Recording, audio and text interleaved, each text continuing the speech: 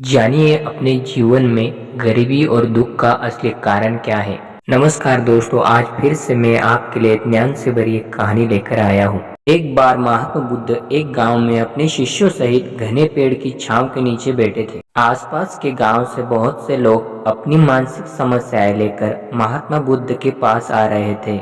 महात्मा बुद्ध उन सभी की मानसिक परेशानियों का समाधान देते। सब लोग खुशी खुशी अपनी समस्याओं का समाधान पाकर वहां से लौट रहे थे।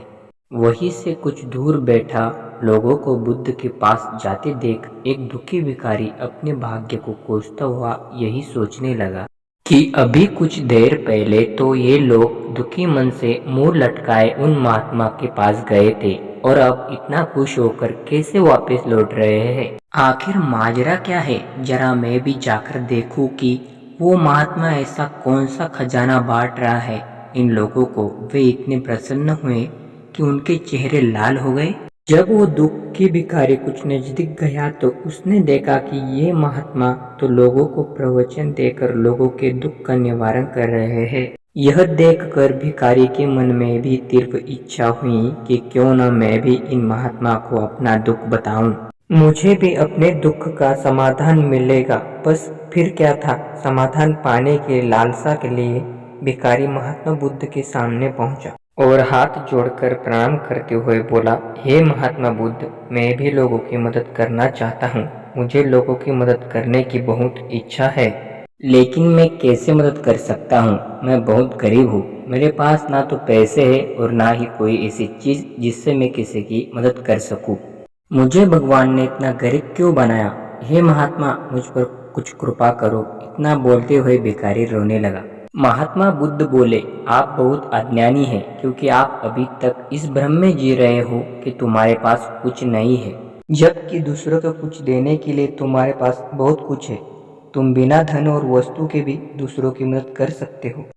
तुम्हारे पास जुबान है जिससे तुम मीठे शब्द बोलकर किसी की दुखी चेहरे पर मुस्कान ला सकते हो।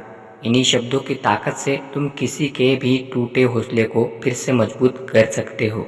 इन शब्दों की शक्ति से आप किसी के भी मन की सकारात्मक विचारधारा के बीच बो सकते हो और उसे गलत रास्ते पर जाने से रोक सकते हैं।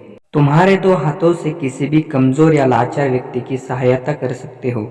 आपकी दो आंखें किसी अंधे को रास्ता दिखा सकती है। तुम किसी के लिए दुआ कर सकते हो। यह हो सकता है कि उनके बुरे काम फिर से हो जाए। आप किसी के अच्छे स्वास्थ्य की कामना कर सकते हैं, लेकिन अज्ञानता वश तुम अब तक इस बात को समझ नहीं पाए और इस भ्रम में अब तक जीते रहे कि तुम्हारे पास मदद करने के लिए कुछ नहीं है। किसी की मदद करने के लिए धन और वस्तु का होना अनिवार्य नहीं है। बिना धन और वस्तु के भी हम कई प्रकार से लोगों की मदद कर सकते हैं। महात्मा बुद्ध के ज्ञान से भरे ये सुंदर शब्द सुनकर भिखारी के चेहरे पर मुस्कान आई और वो खुशी से झूमता वहां से चला गया। इस महात्मा बुद्ध की कहानी से हमने क्या सीखा दोस्तों? महात्मा बुद्ध की इन बातों से बहुत कुछ सीखा गया।